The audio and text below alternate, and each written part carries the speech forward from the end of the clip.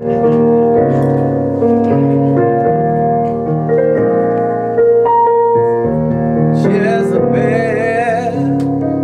no one can really tell what you're thinking, what you're feeling, always rocking, always reeling.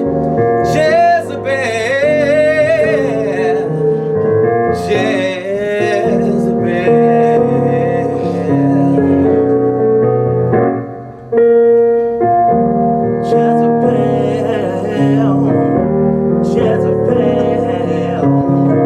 started out without a doubt.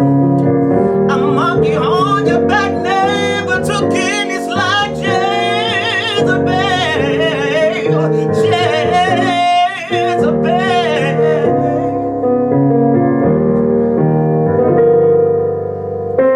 No man could ever claim you. No one would ever blame you. Doomed from the start. No love, no heart, no love, no heart, no love, no heart.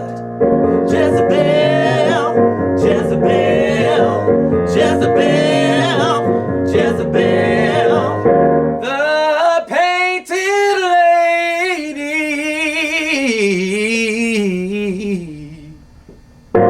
Always taking, always faking. Ooh. An elusive butterfly. Fly, butterfly. Sigh, butterfly. Cry, butterfly. Die, butterfly.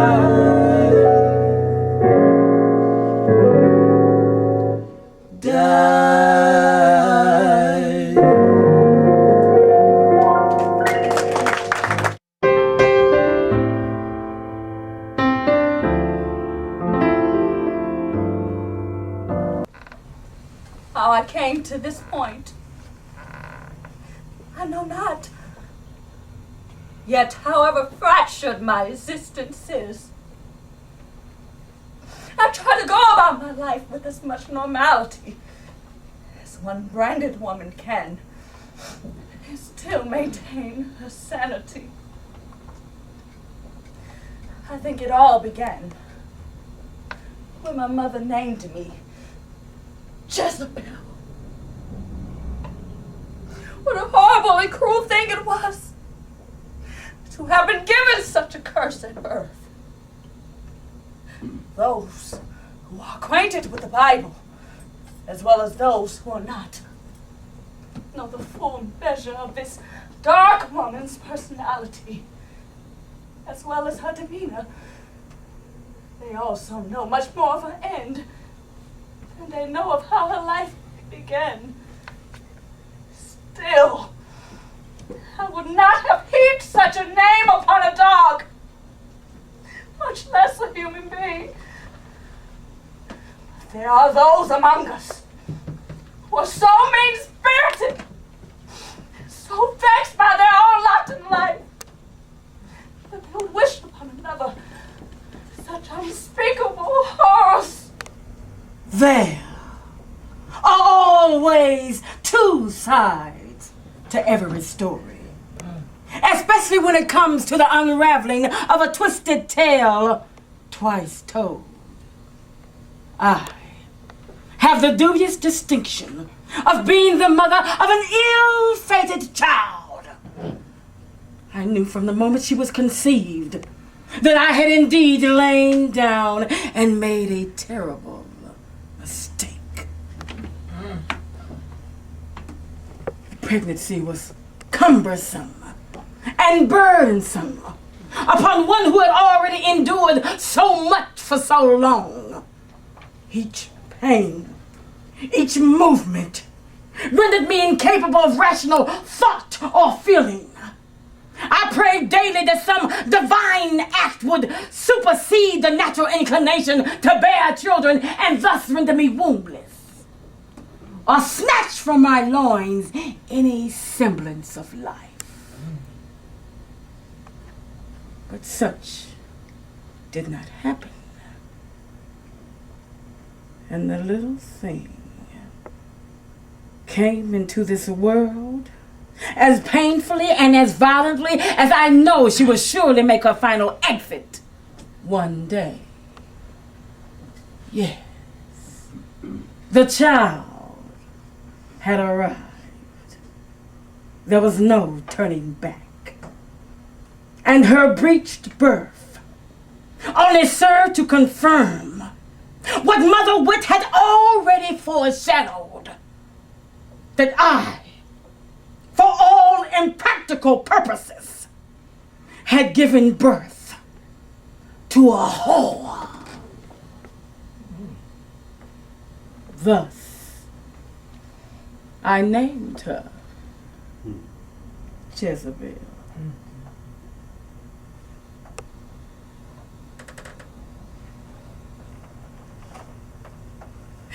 My mother never loved me. She loved the idea of me. Oh, why else would she have robbed me of my birthright? But bestowed upon me the most despicable name the world has ever known. Second only to the name of Judas. So I, Jezebel, set about to spite her by refusing to utter my name in public. Whenever a kind lady would approach my mother and me, she would say, "My, what a beautiful little girl. You look so perfect, like your face was painted on. What's your name, little darling?" To which I would refuse to answer. This would usher in an angry response from Mother. "Her name is Jezebel. Can't you tell?" The lady would smile strangely, then exit with an even stranger look upon her face. This, of course, would delight me, but it would always prompt a familiar response from my mother. Like it or not, that's who you are and who you will always be. Jezebel, never embarrass me like that again in front of a stranger. Never!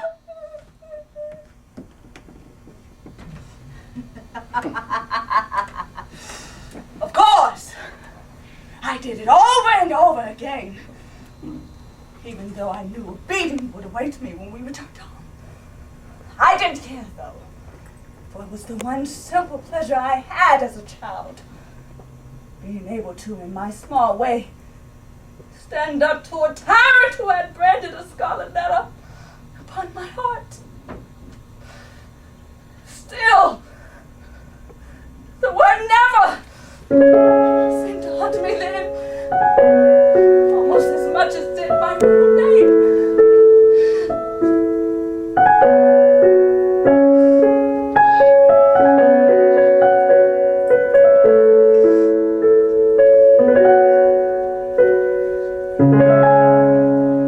I just wanna go somewhere where they never say never. I just wanna go to a place where I can live forever. I just need a little time and a little space, just a tiny little room that I can call my place.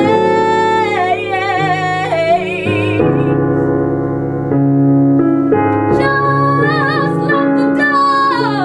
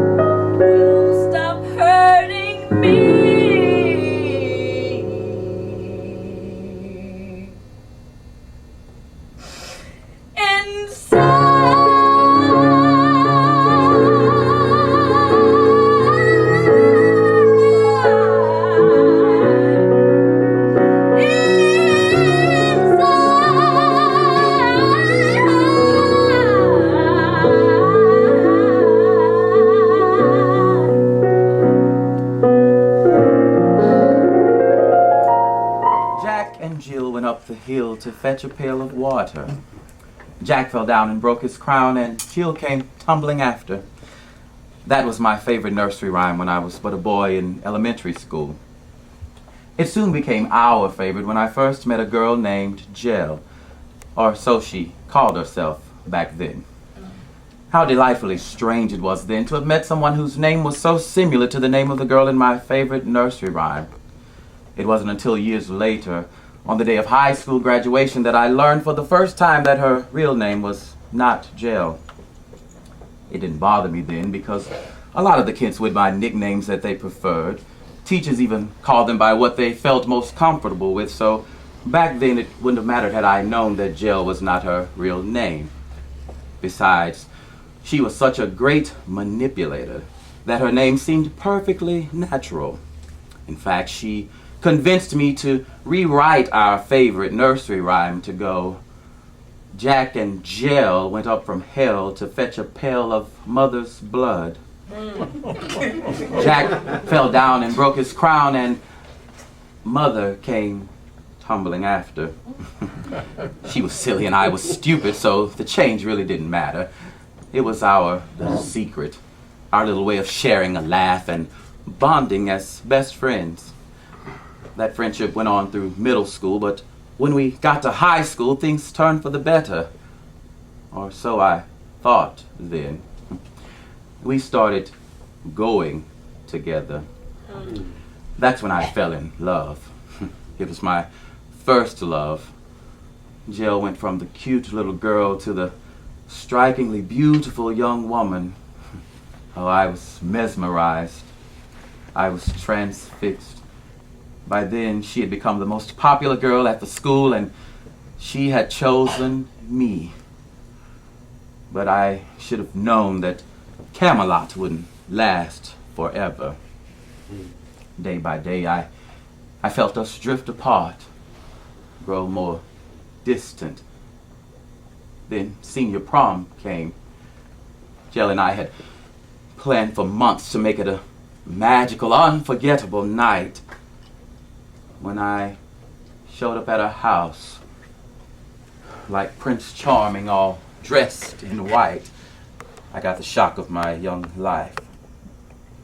Her mother came to the door, looking like a woman straight out of a Gothic novel, and announced, matter-of-factly, young man, here you are, all dressed in white. Join the list of 3 other young fools who have graced my doorstep tonight. My daughter is not here. She has already left for the prom with another fool. Too bad. You look like such a nice young man. Well, it's better it's happened now than later. Time has a way of healing all wounds. Good night, sweet prince.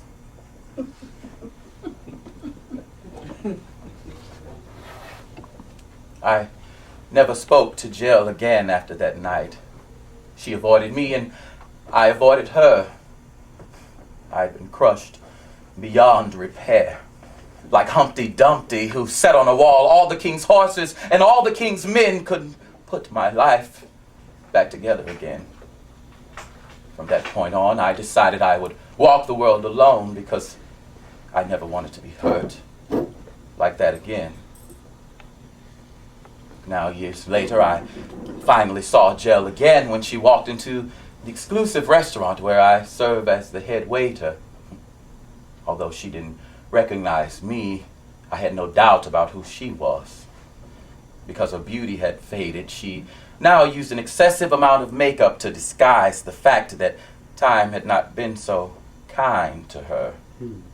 It's amazing that she frequents the restaurant so often now, yet she has no idea that I was the young, impressionable boy that she once jilted on prom night and ruined his life forever. It's obvious that I meant nothing to her then. And I mean even less to her now. But there is a price to be paid.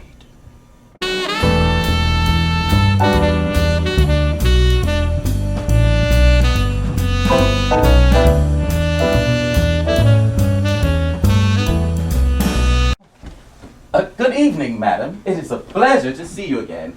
Will you be dining alone this evening? As a matter of fact, I'm expecting the gentleman. Very well, then. I'll set a place for two. Shall I show you to your private table? Yes, of course.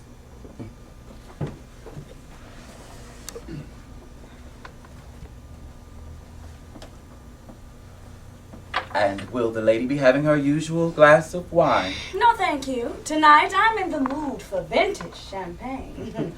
As you wish. And waiter, how do I look this evening?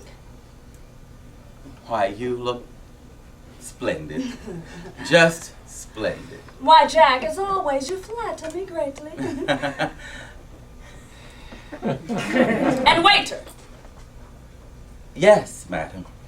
I was just wondering something. Wonder no longer. I'm at your service. Now that's what I've been wondering about. I'm sorry. You've caught me a bit off guard. Whatever do you mean? I was just wondering why I always seem lucky enough to get you every time I come here. To be quite truthful, madam, I was wondering the same thing. But at the present moment, the answer escapes me. Now, if you'll excuse me, I must take my leave.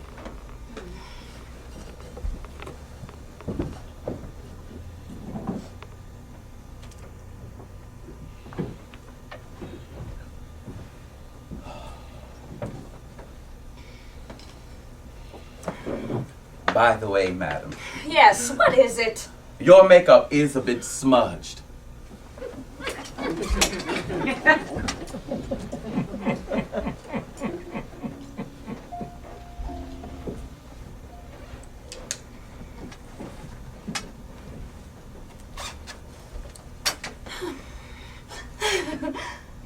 Heaven never grew a finer flower than the two which grace our table tonight.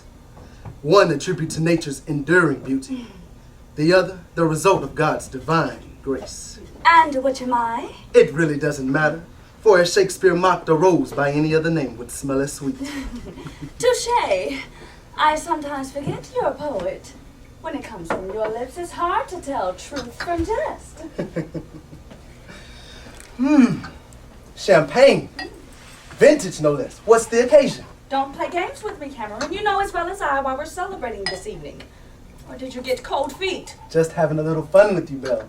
Of course I know the reason for the champagne. So, does that mean you broke off your engagement to your fiancé as you've been promising to do for weeks? Yes, it's over and done with. Fini. And if you don't believe that, then maybe you'll believe this.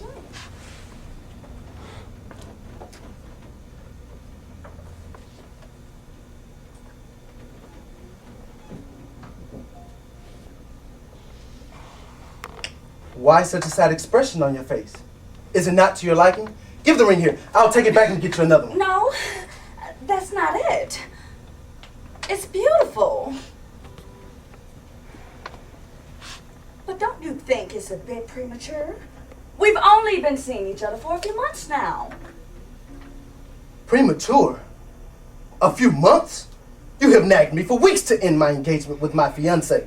Now you talk like this? This is outrageous. Cameron, you sound like a little schoolboy. Engagement is a serious thing. Marriage is even more serious. Do you think I will rush into something as important as that without time to think? Very well then. I'll give you your precious time to think. But let me remind you that although I'm a very patient man, my patience does have a limit. Isn't it enough I have been patient through your commitment to your invalid mother? How many men do you know would put up with only being able to see the woman they love once a week? Not many, I grant you. But I have accepted our regular Monday rendezvous with Grace, and I have been patient through that little inconvenience, as you call it. I have been patient through your selective moments of intimacy and the bizarre way in which you conduct your personal affairs. I have been patient. Enough to dismiss my fiancé, in whom I was well pleased, until I met you. But my patience is wearing thin. I'll remind you again, there is a limit. Good evening. Oh, men! Just because you suggest one action, they automatically assume another. Then, like little boys, if a woman's response is not to their liking, they pout, then storm out of the room.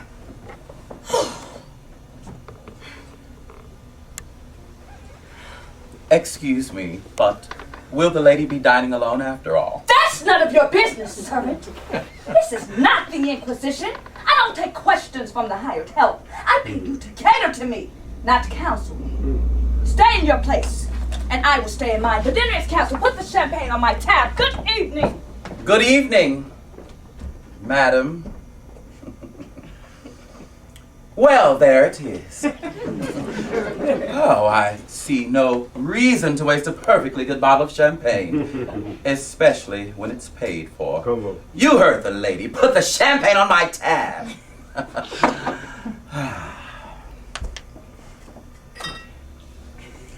You know, I think a great writer once wrote, "Hell hath no fury like a woman scorned."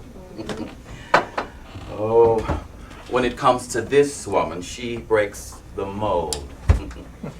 I've seen her parade man after man through here, and the insults they endure are far beyond my understanding.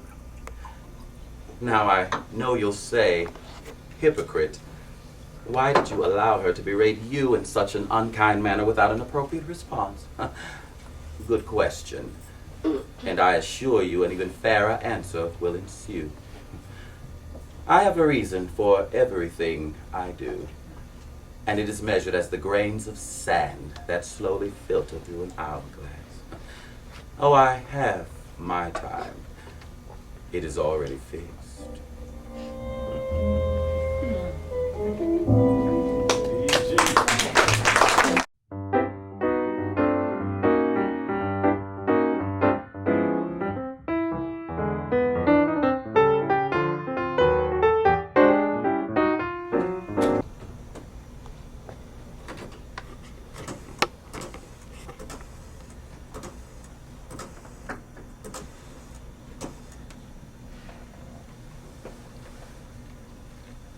Hello, Winston. I know it's late, but I really need to see you. Yes, it's Monday and not the day that you normally come by. But since Mother is resting comfortably tonight, I feel like I can use some company right now. What? Look, just tell your wife you have some business to take care of. After all, you are the man of the house. Why should you let her dictate to you? Besides, I'm just around the corner. It would take you any time at all to get over here. All right. I'll see you in a little while. Oh, I'm always surrounded by fools and idiots. I don't know why I even bother. Men are so useless sometimes. Why does it always take a handful of them just to make one? That's what I'd like to know. I guess Mother was right about one thing. Men are always so unpredictable and so unreliable. As far as I'm concerned, they're only good for one thing. And sometimes that doesn't even work.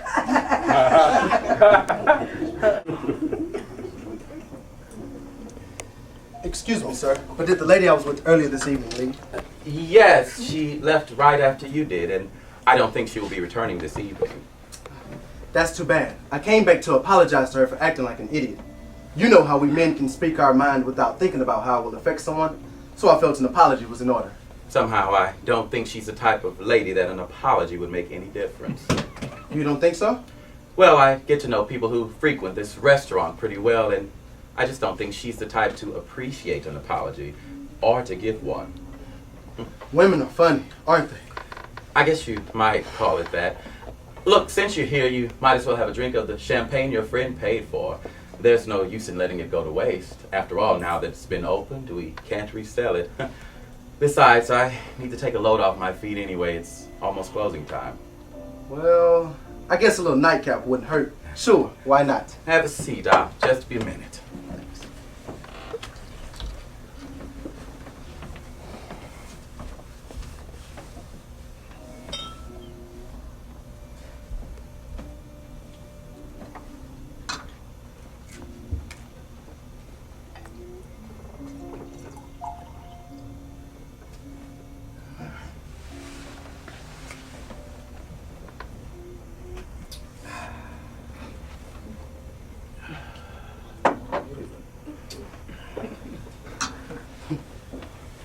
This is a little awkward. What's awkward? Here I am, sitting at a table, near closing time, like an old drunk, ready to pour out my heart to a complete stranger, who's conveniently dubbing as a bartender. Strange. No stranger than a waiter drinking half a bottle of expensive champagne that a customer paid for and left behind. Well, I guess you have a point there. I see there's quite a dent in it. Well, as my mother used to say, waste not, want not. I'm glad it was you who dented it and not her. I'd hate to think that my ill-chosen words drove her to drinking. I don't think anyone could drive her to do anything. By the way, my name is Jack, and yours? I'm Cameron. I don't usually socialize with customers, but the place is empty. I mean, who's going to know, right? Besides, you look like you could use a good ear. I guess you're right. I'm just so frustrated right now. I love Belle, and she's the most... Who? You mean she dines in here all the time and you don't know Belle's name? Yes, of course, Belle. Of course I know her name. I just got a little confused. You know, so many people, so many names. Well, I guess that's understandable. In fact, when I first met Belle, I could have sworn she told me her name was Jill. I must have misheard her, but she quickly corrected me after our first date. So you've known Belle for quite a while? Not really. It's been about 4 months. But if you knew her well enough, you know that she kind of grows on you and takes over. In fact, when I first met her, I was engaged to marry a wonderful woman. But after a few dates with Belle, I started to lose interest in my fiancé and started to fall in love with her. It was the most amazing thing. At first, I thought Belle was taken with me because she discovered I was a poet by profession. So she started asking me to write little flattering things about her. For me, it wasn't a task at all because I was so enraptured by her. The words just seemed to leap upon the page just as she began to leap into my life. It almost seemed as if divine providence had taken hold of the situation. So you're a poet. That's fascinating. I'm sort of an artist myself. I should have known. I always seem to find myself in the presence of creative people. So, what is it that you dabble in? Pictures. So, you're a painter? Not really. I'm a photographer. I capture memorable moments on film. Great! Maybe one day you can photograph Belle and me on our wedding day. That's if the day ever comes. Who knows? Things might happen for you. But if they don't, maybe you could go back to your former fiancée and ask her to take you back. Obviously, you have limited experience with women. Once you drop one woman for another, usually there's no going back. Look, Jack, I left my fiancé feeling crushed. After that, what could I have done? Face it, I'm a lousy cheater. I couldn't keep on pretending or trying to love more than one woman. That would have been cruel. Besides, it makes life too complicated. It just wouldn't have worked. I guess I'm just a one-woman man. Too bad she's not. What? I mean, too bad you couldn't work it out. Yes, well, it's done now. That's what makes this situation with Belle so frustrating. Now that I'm no longer engaged to my former fiancé, my whole life is riding on my plans with Belle. If they fall through, I don't know what I'll do. Face it, I've sealed my fate with this one big gamble. I've got to make it pay off or I'm doomed forever. Tell me about it. I know what. You need something to take your mind off of this situation for a while, and there's nothing like surrounding oneself with creative people. It'll generate new life and get your creative juices flowing again. Look, I'm hosting a little mixer here next Saturday. Some of my friends in the arts will be coming by to share some of their work. I would be honored if you would stop by and share some of your poetry. No, Jack, the honor's all mine. I'd be honored to attend. Let's drink up. Cheers. Cheers.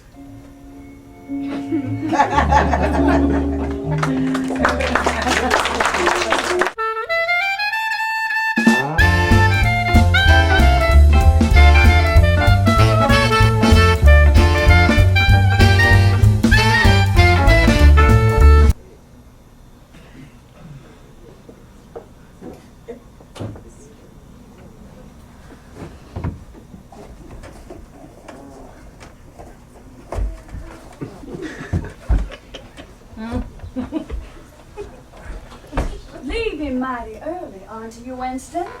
I'm sorry, dear, but I shouldn't have stayed as long as I did. I don't know how I let the time get away from me. My wife has probably been up all night waiting on me. Now she's going to be mad as hell. I just know she is. I should have followed my first mind. Which was? To stick to the arrangement we have with my coming by here on Wednesdays.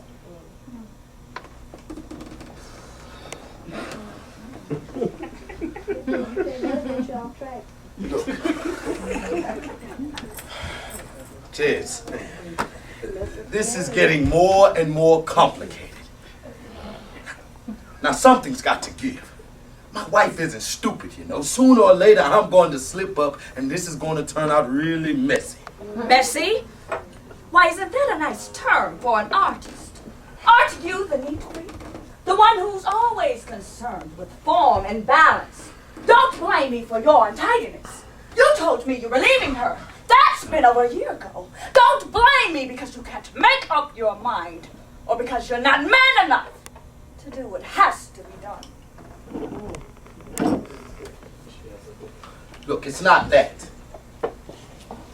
It's just that it isn't that easy getting up and leaving someone after 10 years of marriage.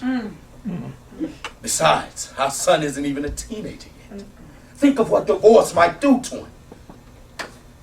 Maybe if he were a teenager, he could deal with it better. I don't know about doing this right now. How much difference can a few more years make? 10, 11, 12, 13. I hope you're not asking me to wait 3 years or more before you leave her. Because if you are, don't expect me to wait around like some simple woman from the streets. I assure you, I don't have that kind of time and patience. Besides, I'm clearly not that kind of woman. I know you aren't.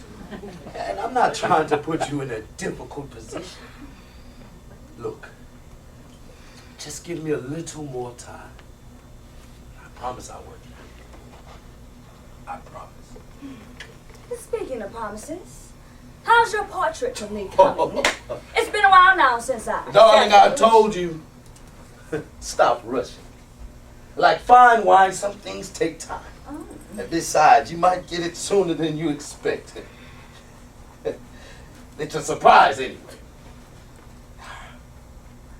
By the way, I hope we didn't wake your mother last night, you know, with all our carrying on. Don't worry about Mother. Nothing could wake her, trust me. One more thing. Did you leave a little something for me? Of course I did. It's on your dresser, but that too is getting a little difficult to do. Oh, stop complaining, Winston. You're a successful artist. Your paintings sell for thousands of dollars. Aren't I worth a little? It's not the money, Jez, and you know that. Well, what else could it be then? It's just that it's getting harder and harder to keep hiding what I'm doing. Now remember, my wife is my accountant. Then fire her and speak no more about it. Now, hurry on to the little woman before she gives you more of a spanking than I did last not night. So loud. Now your mother might hear. Oh, trust me. She's not going to hear a thing. By the way, I have something for you. Wait right here. I'll only be a minute. Yeah. All right.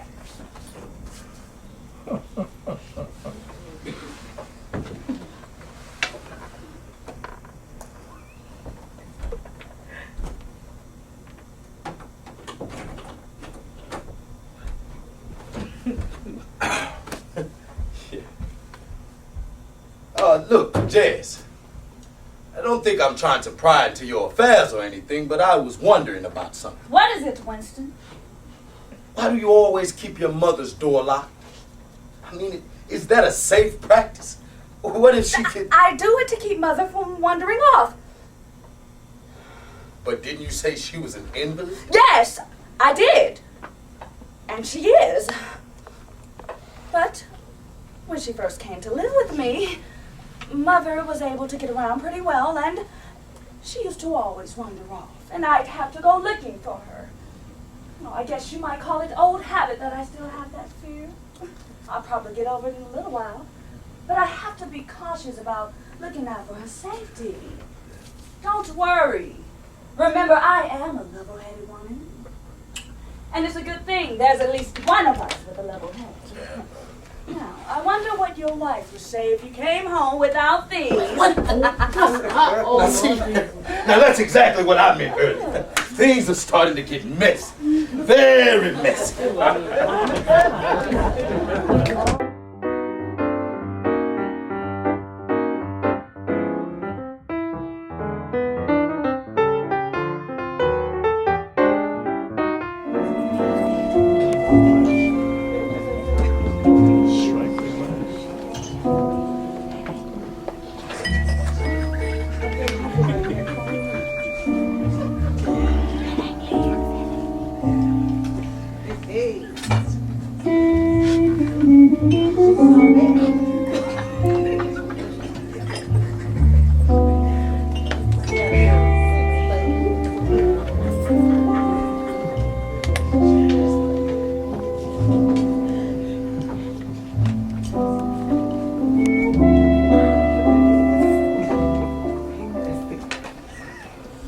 Excuse me, my man.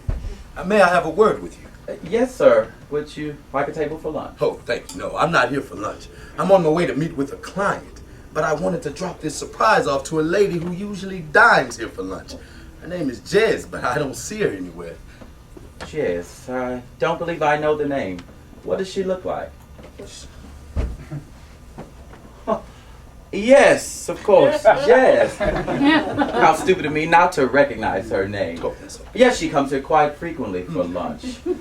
Why, that's a remarkable likeness of her. Where did you have it done? Oh, I did it myself. I'm an artist. And a great one indeed.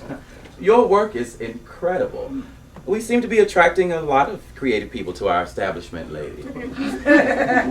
I wish the lady were here to see such fine work. Perhaps she'll stop by later, but I'm not certain. Oh, that's okay. It's my fault for trying to surprise her.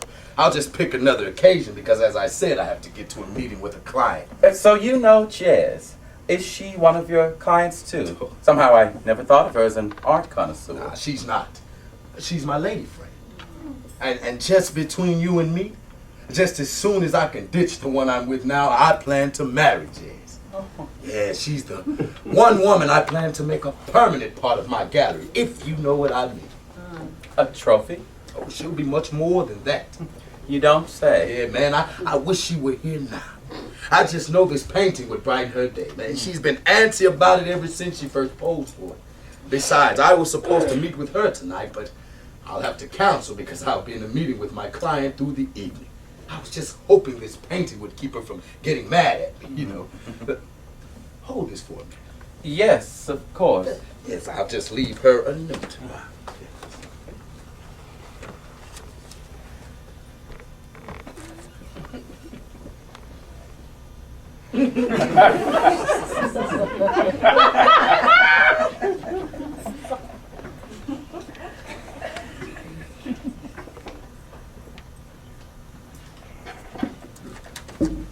I give this note to Jez if she comes by. Now, if she doesn't, just discard it. Thank you. Look, I know you're in a hurry, but you look like the type of gentleman who likes to network with other patrons in the yard. I just wanted to invite you to a little gathering that we're having here next Saturday night at 7. A few local artists like yourself will be getting together for a mixer. I'd love to have that painting of Jez shown to them. They'd be elated, I'm sure. You might even strike up some new business. Yeah. Sounds like a splendid evening. And I'll make plans to attend. Looks like I'm going to have to hold on to this painting a little while longer. Good idea. That's exactly what I was hoping you'd do. Besides, since we're always having to wait on women, why not let them wait on us? Oh, exactly. Look, but when you see Jez, Don't tell her the painting's finished. I still want to surprise her. What painting? Right. Right. See you Saturday. Yes.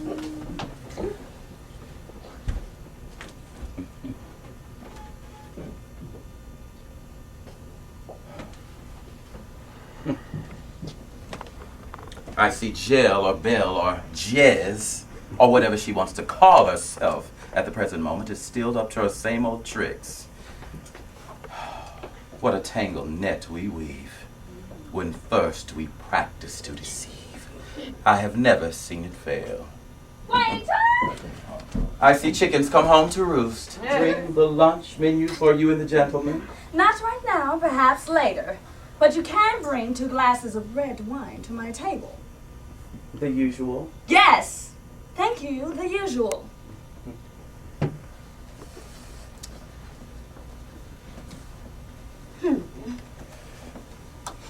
So, Jonathan, tell me, when is your next jazz concert? Perhaps I can attend? Well, right now I'm putting everything on hold. Unfortunately, I had to fire my manager. Good. I never liked him anyway. So what did the idiot do this time? I caught him stealing from me. And that was the end of that. But enough of this business talk. I didn't come all the way over here for that. I came to be in the presence of one of the most beautiful and charming women the world has ever known. In fact, I wish this restaurant had a piano so I could serenade you with a song I've composed in your honor. Oh, Jonathan, I'm flattered. A song for me? To what do I owe such an honor? To the beauty that lies within you.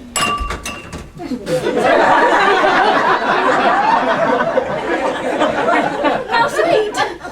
Waiter! Is there a piano in this restaurant? My gentleman friend Jonathan wishes to serenade me with a song he has composed in my honor. He's a rapidly rising artist in the music world, you know. You don't say. There seems to be a lot of people, artistic people, floating through here lately. But I'm sorry, sir, we don't have a piano presently. It is out for repairs. But it should be back here in a few days. By the way, madam, pardon my clumsiness, but one left this note for you earlier.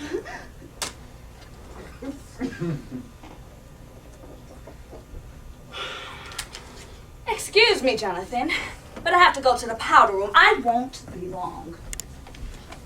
I hope it wasn't some unpleasant news. My fiance seemed a little upset after reading the note. I wonder what it said. I have no idea. I didn't read it. Of course not. But I would worry, though. I'm sure she just wanted to go to the powder room to freshen up a bit. You know women, I'm sure. Most women always want to look their best, especially in the presence of their fiancé. Once again, I apologize about the piano. That's okay. I'm sure there'll be another time to serenade Ellie. Yes, I'm sure Ellie can hardly wait. So, you're a singer and a musician. That's right, but I'm on a bit of a hiatus right now, you know, in between gigs. If you're interested, perhaps you could play here for a bit until you get back into the swing of things. In fact, I could speak to my boss. I think live music would enhance my boss's business. That's very good of you. The name's Jack. Pleased to meet you, Jack. Thanks for the offer. Sounds like something I'd really be interested in doing. It's been a while since I played at an exclusive restaurant like this. Might be fun. In fact, why don't you stop by here next Saturday night at 7? A few local artists will be getting together for a mixer, and that might be a good time to hear you play and introduce you so that you can network with other artists in the city. Sounds like a winner to me. I'll be there. But I'll have to come alone because my fiancée can't go anywhere on the weekend because she's always tied up taking care of her invalid mother. Good. I mean, it's good that you're willing to come, in spite of your fiancé being indisposed. It's the least I can do. Great. Look, if you need anything else, just signal for me. It's on the house. Enjoy your day.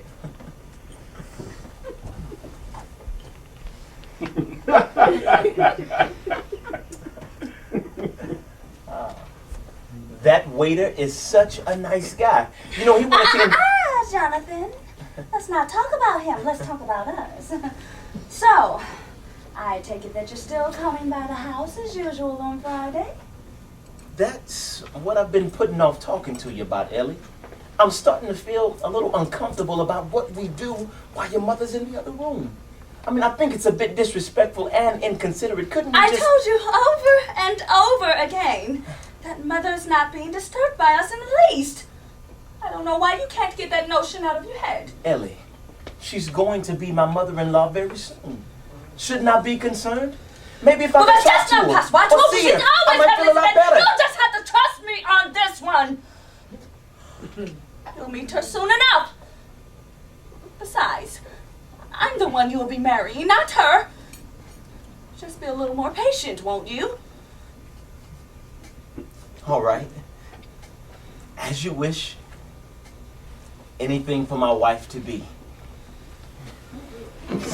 Besides, as you always say, I'm probably making too much of the whole thing anyway. Look, I won't worry about meeting her until you feel the time is right. Well, that's that then. Now, are you still coming over Friday as planned? Of course, I'll be there. Just try to keep it down, okay? Okay, silly, I'll try. But if you weren't so good at what you do, I wouldn't have to make all of those noises. Let's toast.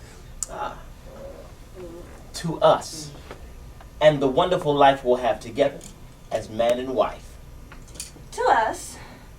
Jonathan, dear, let's go out on the terrace and finish our drinks. Maybe the night stars will inspire you to sing something to me. As you wish, darling. This way.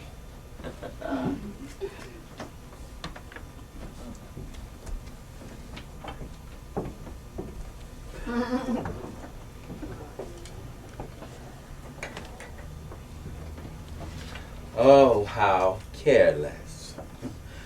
I see she's forgotten her purse. A small trifle, but it may yet prove useful.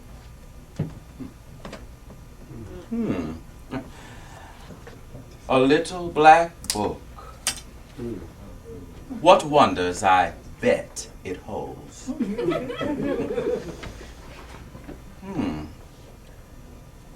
I feel it my duty to return it to its owner personally. After all, her address is in here. Who would have thought that fate would have been so kind as to have dropped this right in my lap, so to speak. Well, the net has been cast. The web has been spun. Let's see where it all leads. Come into my parlor, said the spider to the fly.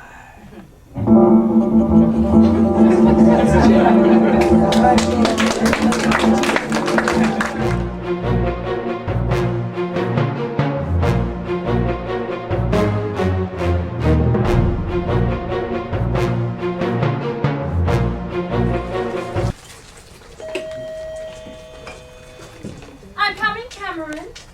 Just be a little patient.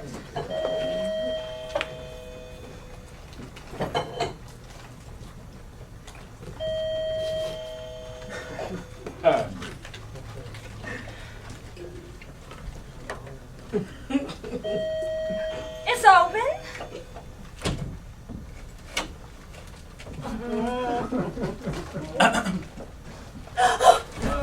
It's you! The waiter! Wipe that stupid grin off your face! How dare you barge in here unannounced?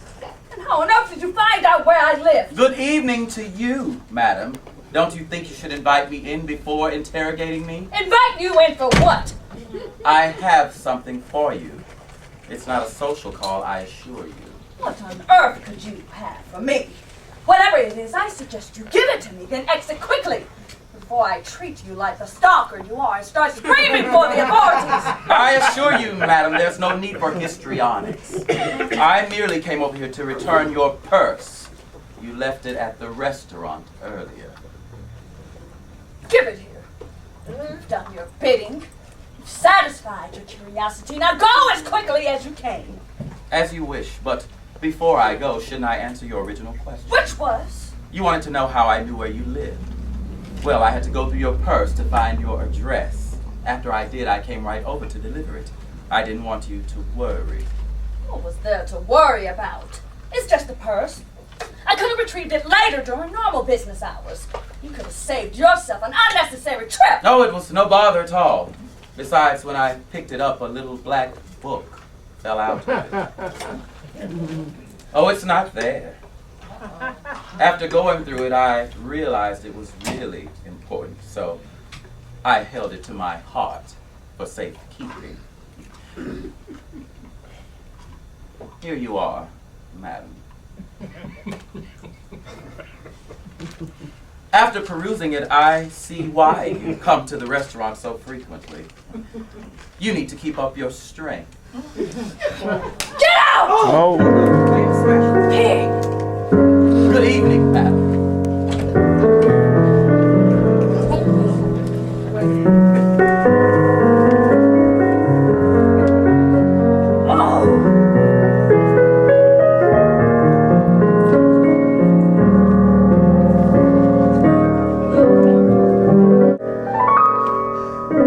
Damn you, Jezebel!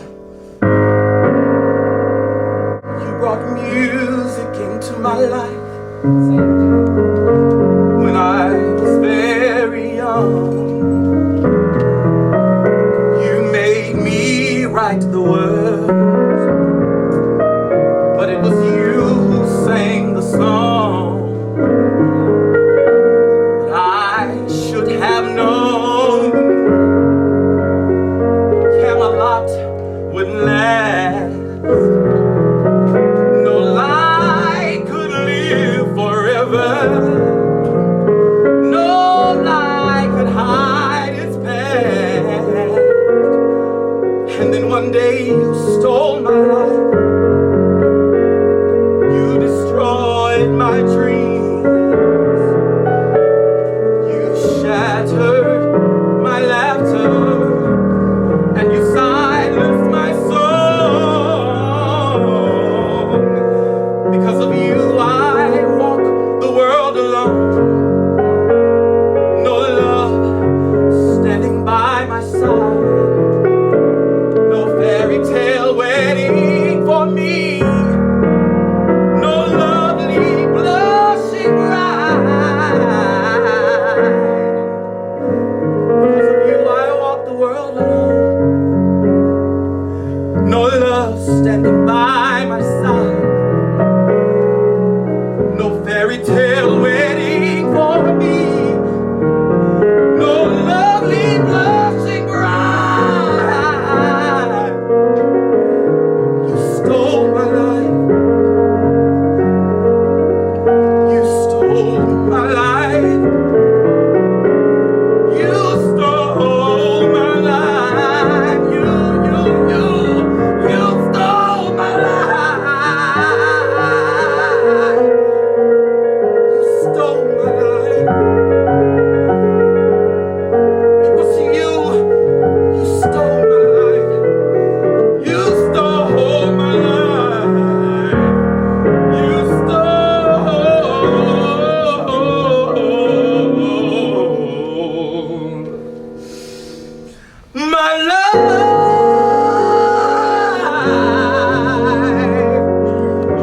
You stole my life.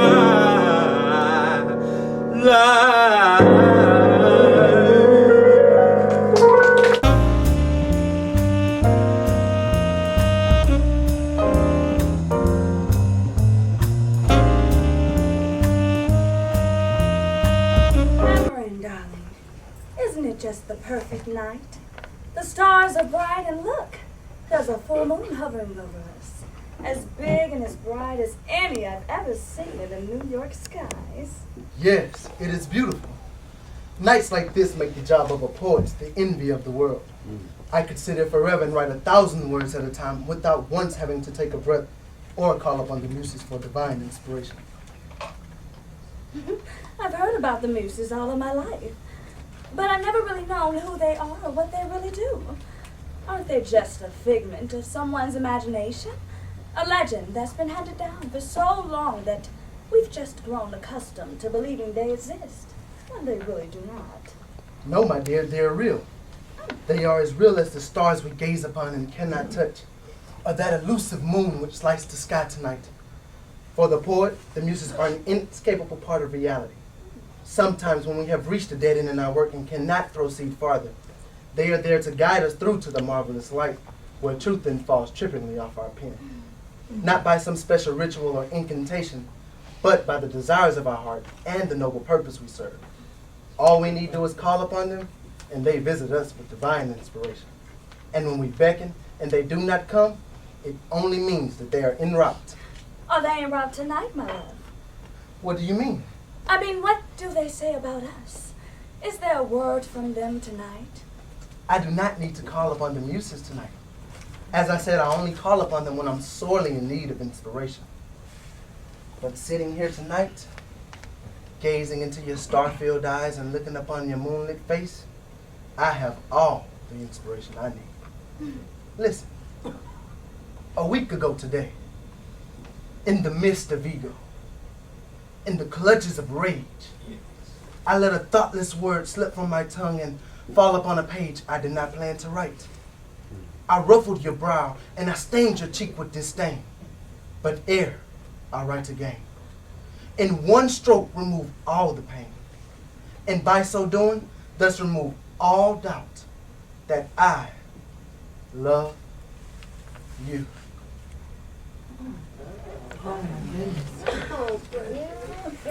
What's the matter, Belle? Did I say something wrong? No, it's not you, it's me. It's okay. Don't worry yourself. It's okay. It's not okay, Belle. It looks like nearly every time I try to get intimate with you, you push me away. I thought if I came over here past your mother's bedtime, it would ease some tension between us. But that doesn't seem to help. It seems like you're still focused on her or on something. Why won't you let me in? I've tried to do everything you've ever asked. What more can I do to show you that I love you and that I want to be with you for the rest of my life? You've already shown me more than enough. That's not it. It has nothing to do with you and everything to do with me. Try to understand. It's just that there are so many loose strings I need to tie up first. If only you knew the kind of tightrope I walk every day, you'd understand a lot more about me. How can I do that if you keep pushing me away? You hand out your love to me in such small doses. I always seem starved for satisfaction.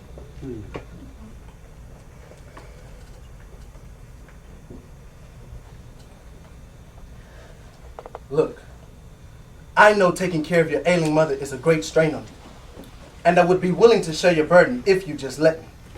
I wouldn't mind at all. I have a lot of free time on the weekend, so I could give you relief by feeding and caring for her then. After all, one day she's going to be my mother-in-law. That's if you don't already have another man in mind. Don't be silly. There's no one else but you. Why would I have time for somebody else? Mother takes all of my time. I don't want to pawn her off on somebody else. She's my responsibility. And I've got to do it myself. I'm the only family she has now. There will be a time when you can help. That time is not right now. Look, Cameron, I don't want to fight with you. What happened in the restaurant the other day was as much my fault as it was yours. Let's just promise never let outside problems come between us. I'll work this thing out. You'll see. Anyway, stop talking and come over here and put your arms around me. That's all I need right now.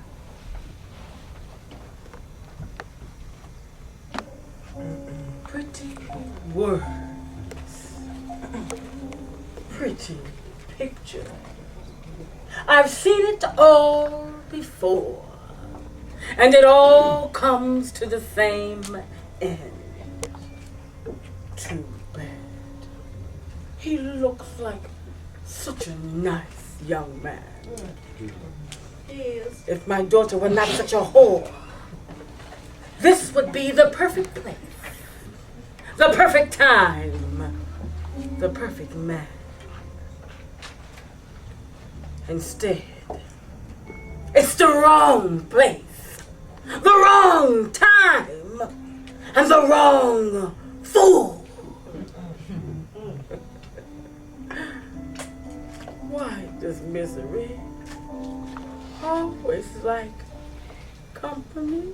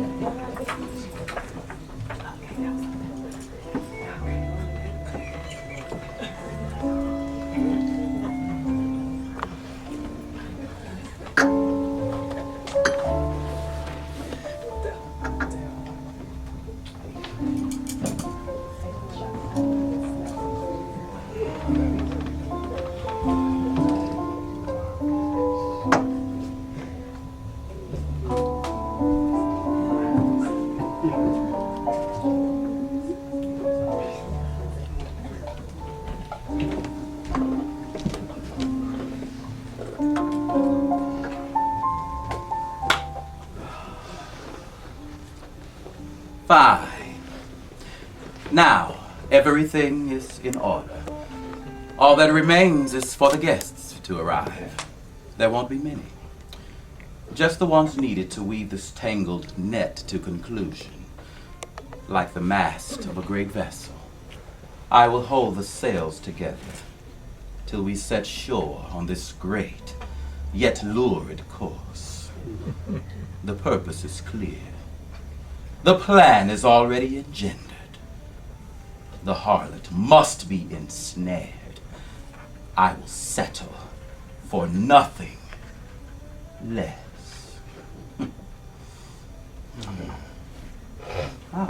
And here comes the first guest, right on time. Good evening, Cameron. Good evening, Jack. I guess I'm the first to arrive. Oh, don't worry about it. Consider yourself lucky. That just means that we have first shot at the wine.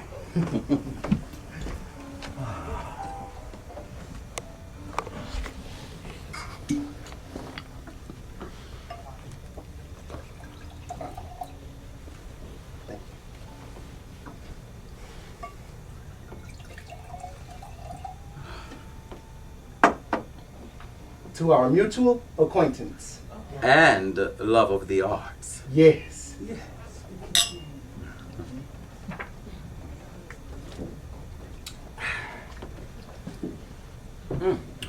Come in. Glad you could make it. Jonathan, this is Cameron. Jonathan is a vocalist and musician, and Cameron here is a poet. Pleased to meet you. Pleased to meet you as well. Let me pour you a drink.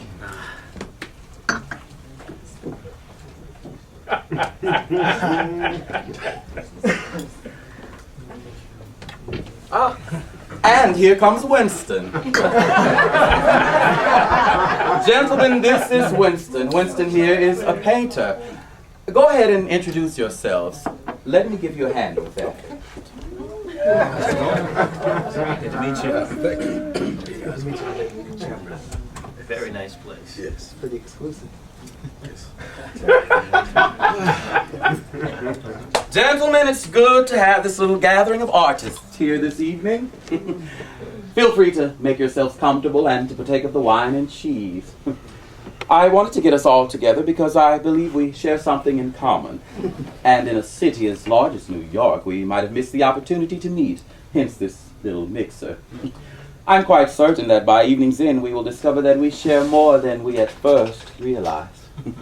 Now that all of you have had a moment to guzzle down a bit of spirits, I'm hoping the wine loosens your tongue so that you open up. Remember, you're among friends and fellow artists. So I guess that means that you want us to share a little more than our names and our professions. Very well. I'll break the ice.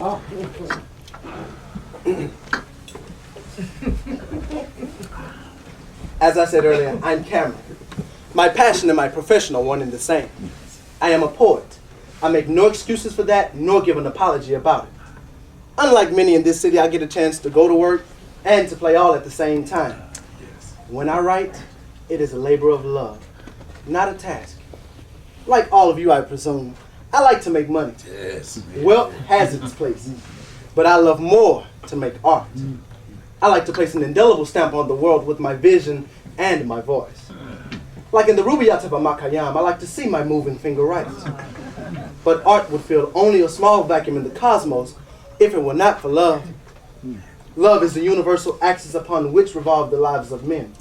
None can escape it. I am very much the victim of it. Why victim? Why not Victor? I say victim in the loose sense of the word, for you see, the lady that I love is of a strange breed indeed. 1 minute she loves me, the next minute she loves me not. And to add to it all, I have to steal moments with her and then feel guilty that I have stolen moments away from her allegiance to her ailing mother.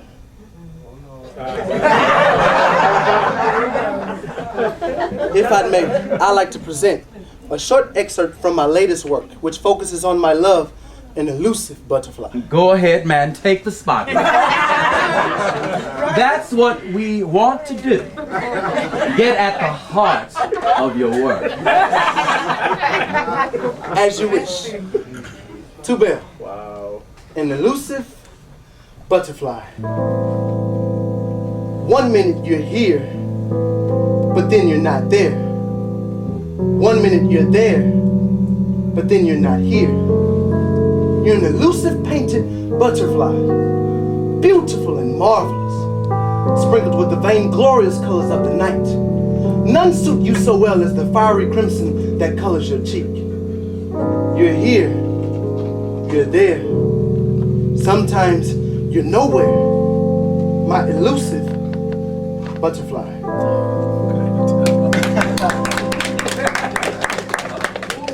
Cameron, I can identify with where you're coming from in more than one way. Like you, I'm a poet, but I set my poetry to music. When I'm creating music, I'm totally in my element. It too does not seem like work. For me, it is the recreation of the mind. When I'm lonely or bored or saddened with this rat race we call life, I withdraw myself into the solitude of my music and my worries take flight. And when I'm riding, I'm propelled far above the clouds, way beyond the sky. I'm taken to another level where I commune with the cosmos. But no man can remain in perpetual motion forever. There is a point always where he must be brought back to earth, brought back home. And for me, like you, there is only one thing that can do it. The scent and touch of a woman. Yes. I thought I had found such a woman, but I was wrong. Until I crossed paths with Ellie. No other woman makes me feel the way she does. And even though I can only see her for a few hours each week, those hours seem like a lifetime. Once, Ellie told me about her childhood and how all she ever remembered was being told never. Never do this, never do that. She felt imprisoned by something. I don't quite know what it was, but it seemed like no matter what I did or said, I could never make the pain go away. So I did the only thing I could do. I wrote a song for her. But what's really ironic is the fact that one day she started turning those nevers from herself and started using them on me. Day after day. It's strained our relationship. The only way I thought I could cope was to make that song a song for me. And now when I sing it, it keeps me away from thoughts of suicide. Oh. know, the pain of love can sometimes drive you to that point.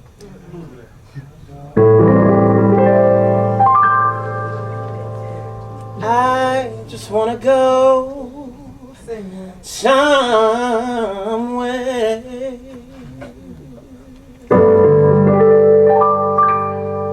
where they never say never.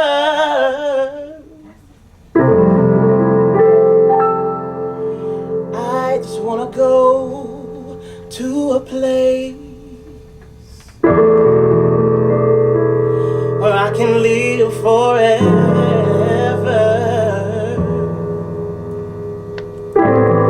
I just need a little time and a little space, just a tiny little room I can call my place. Just lock the door and throw away the key. Turn off the lights and just let me be.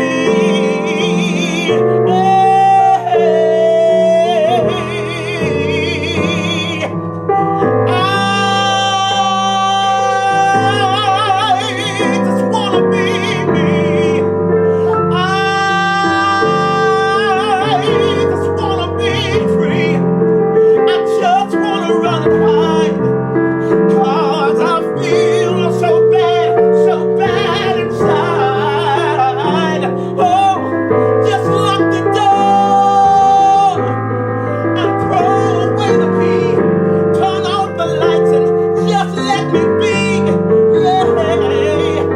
I just wanna be me. I just wanna be free. I just wanna run and hide,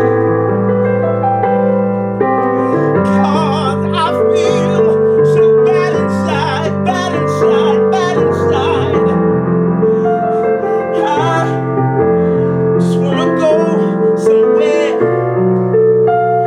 where I can be free. I just wanna go somewhere where I can be free. So all this pain I feel inside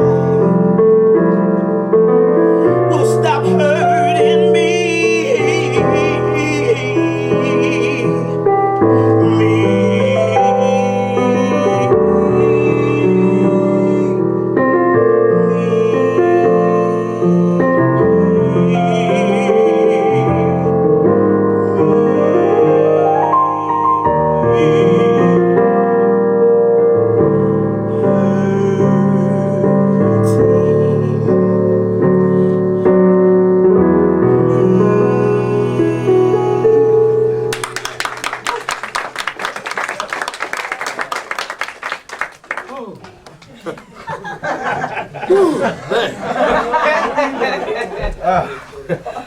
After listening to Cameron and Jonathan, I almost feel like we're talking about the same one.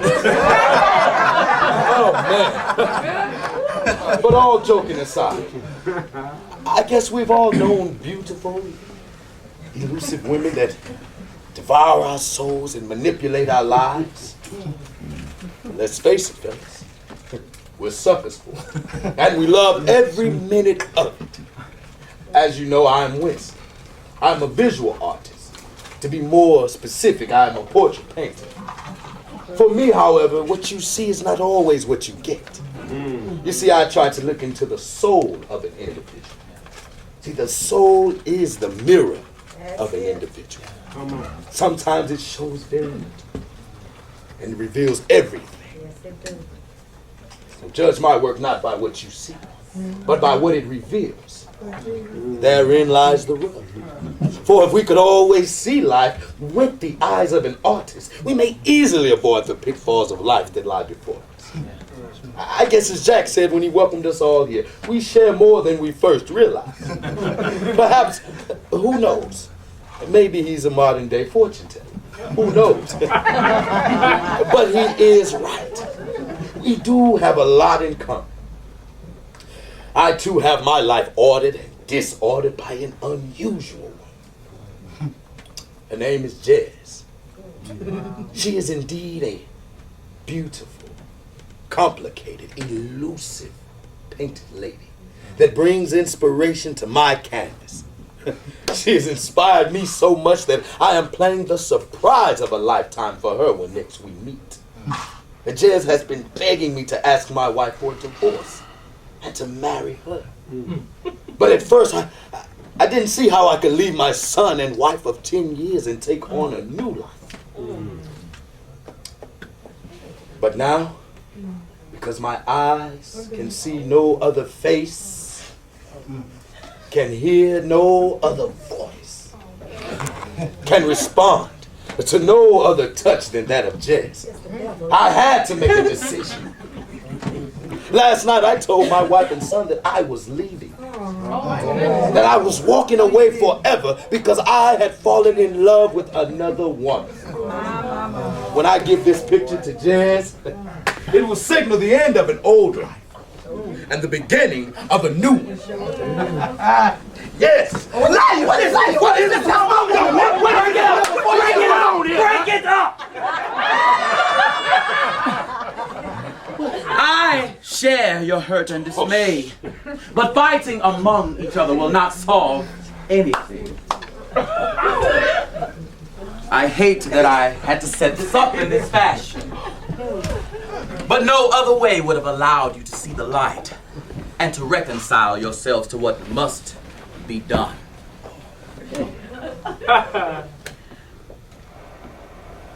What? Oh, man. Yes, all of us have been duped by this mystery woman, this harlot, this painted lady whose name for so long has eluded us.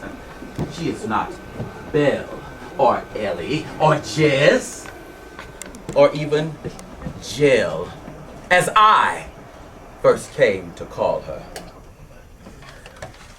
Years ago, when I was a senior in high school, she was my first love. We had planned for months to go to the prom together, to celebrate our commitment to each other. But no, that was not to be.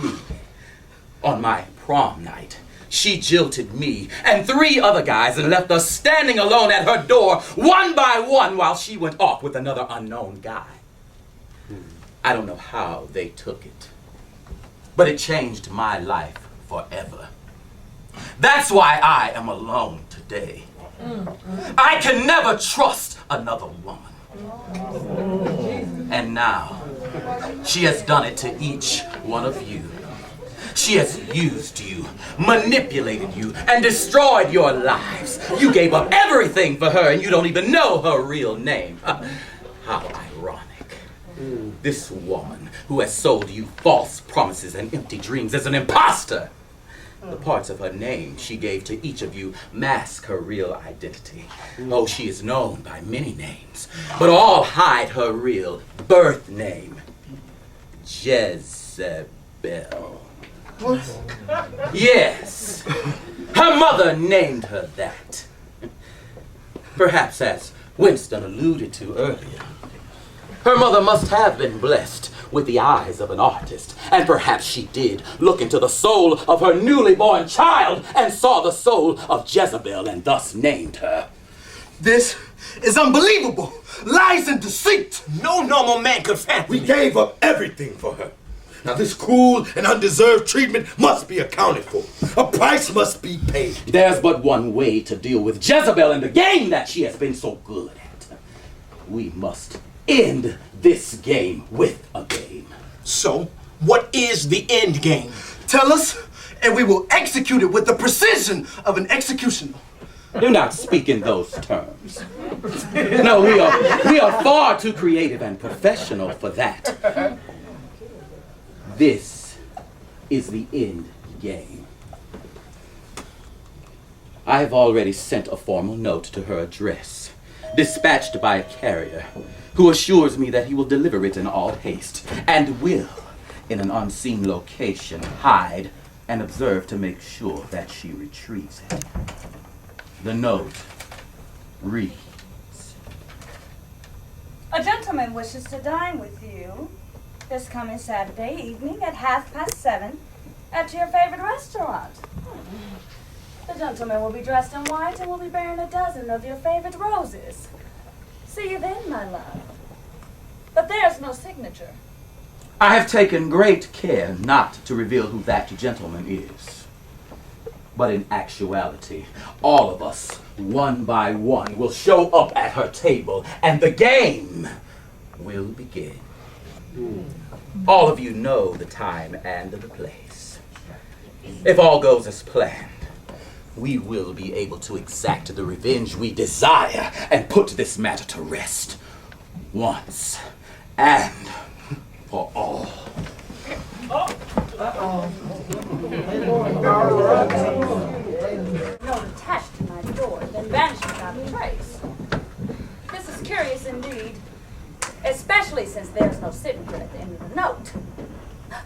I know what. This note had to have come from Winston. After all, he did stand me up Wednesday in order to attend an all-day meeting with a client. I guess this is his way of saying he's sorry. All right. If playing this silly little game makes him happy, then the least I can do is to play with them.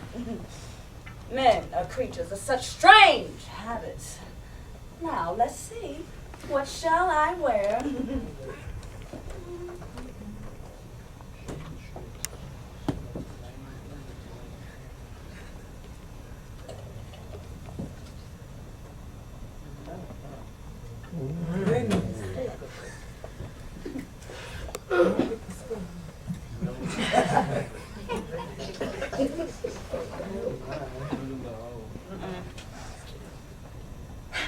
Perfect! I'll wear this red dress because it will go famously well with the bouquet of red roses I know he's bringing me.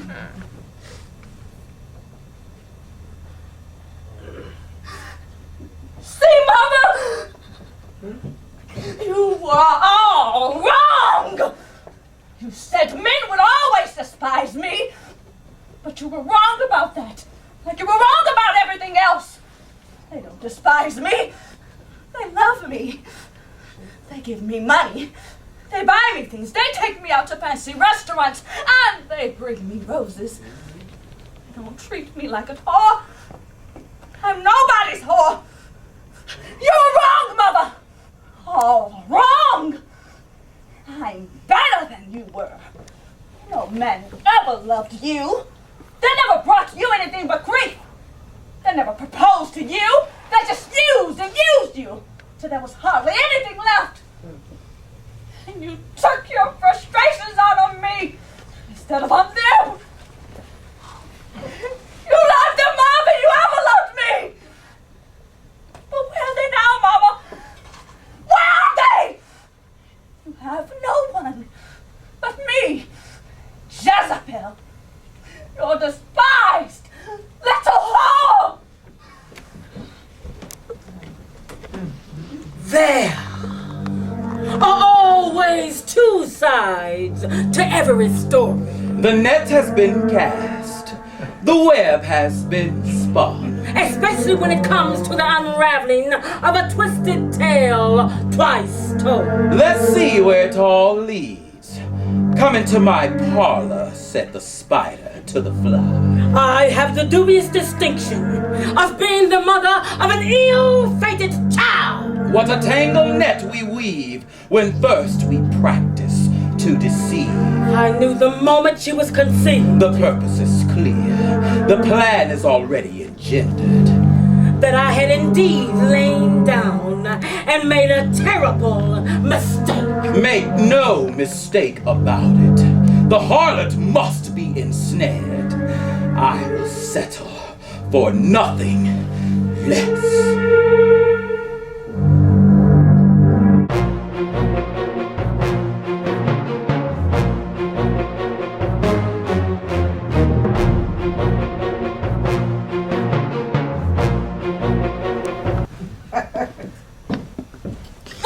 Yes, madam. I'm expecting the gentleman caller. He will be dining with me tonight. As soon as he arrives, please send him to my table without delay. As you wish. But how will I know the gentleman? He won't be hard to spot. He'll be dressed in all white and he will be bearing a dozen red roses. In the meantime, you can bring a bottle of wine and 2 glasses to my table. And waiter, could you leave now in all haste? I want everything in place before he arrives. As you wish, madam. As you wish.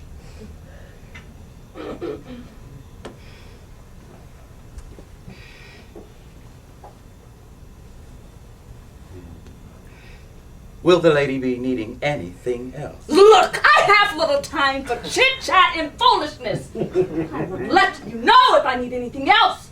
You can go now.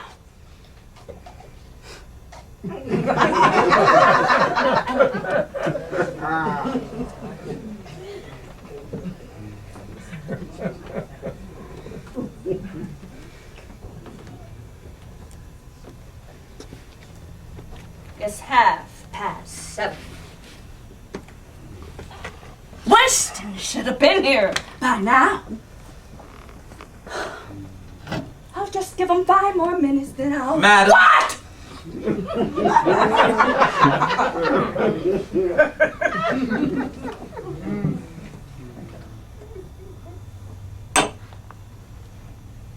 A gentleman dressed in white wishes to dine with you tonight.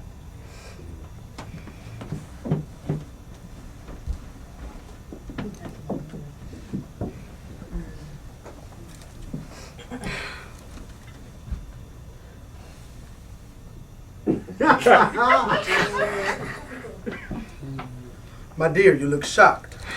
Were you expecting someone else? Of course not, Cameron, my dear. It's just that it's been a long day and I just... Well, it's not over yet. Shall we order something, Cameron, my dear? I think I'll just settle for wine at the moment, if you don't mind. A bit of indigestion just came over me. Well, I hope it isn't anything serious. One never knows, does one?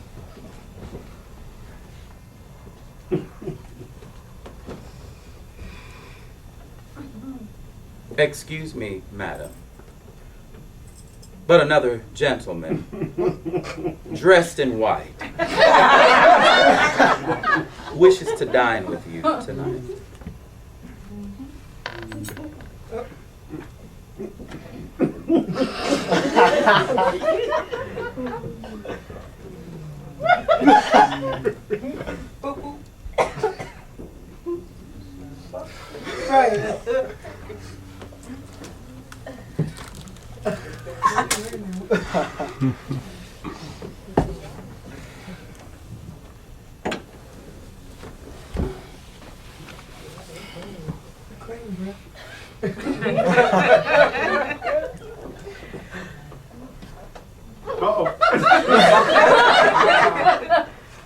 Madam, it seems that there is yet another gentleman dressed in white wishing to dine with you tonight.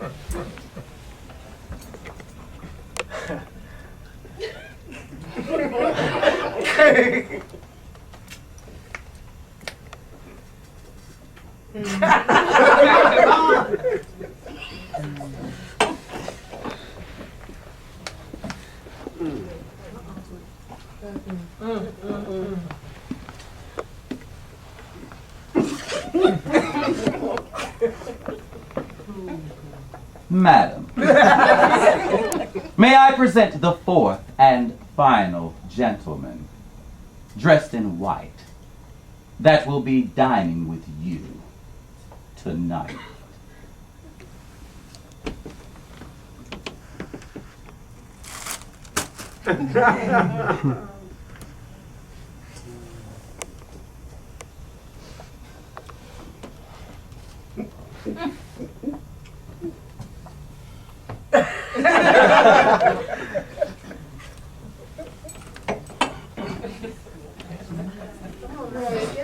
Okay.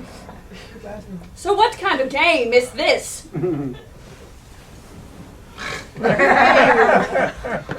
don't have to put up with this. I'm leaving. You have asked, what kind of game is this? Madam, it is the end game. You have used us as In pawns. some silly, selfish game. You manipulated us for your fancy and your pleasure. Like little boy toys to be cast aside when no longer useful or desired. For you, Bill. For you, Tez. For you, Ellie.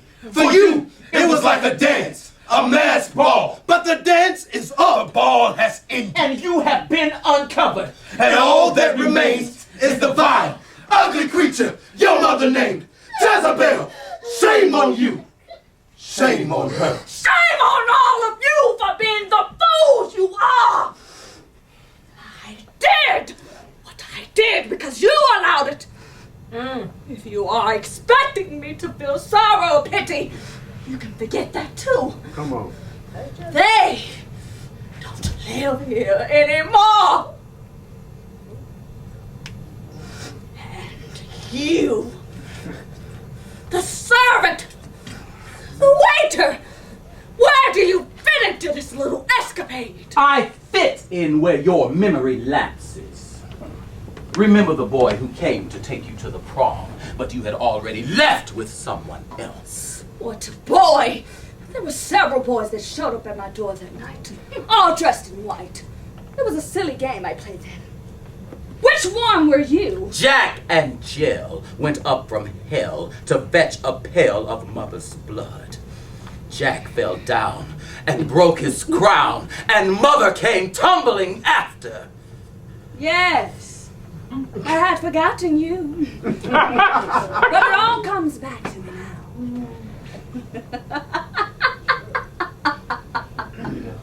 You were such a naive little fool back then. You and all the other little boys. That's all they were to me. Prom night was an elaborate game I played to demonstrate my power and control over all of you. I never intended to go to the prom with you. You are beneath me. I went with someone else who measured up to what I looked for in a man, who could do things for me, who could buy me things. And as I look over all of you today, I see those same little boys, just older now. None of you is man enough for a woman like me. All of you are greatly lacking. Cameron, your delicate nature as a poet prevented me from loving you the way that I wanted to. But the money from your silly profession was enough to amuse me for a time. And Winston, though I was somewhat taken by the fact that you were an artist and that you often complimented me, I grew weary of your indecisiveness and your lack of control over your own life. You allowed your wife and child to manipulate you to the point that they emasculated you. And Jonathan, you offered the most potential because you were as passionate as your music. But you always let me have my way. You always bend to me in my every whim. So much so that when I see you a wimp! I had to put all three of you together to make at least half the man that my soul cried out for. And you, Jack, the waiter, the servant, what would I have sought in you that I could not have found in someone off the streets? Tell me quickly, or some of the owner of this restaurant and have you fired and the others thrown out into the streets. Servant! Servant? You fool. You stupid little fool! I am the owner of this restaurant.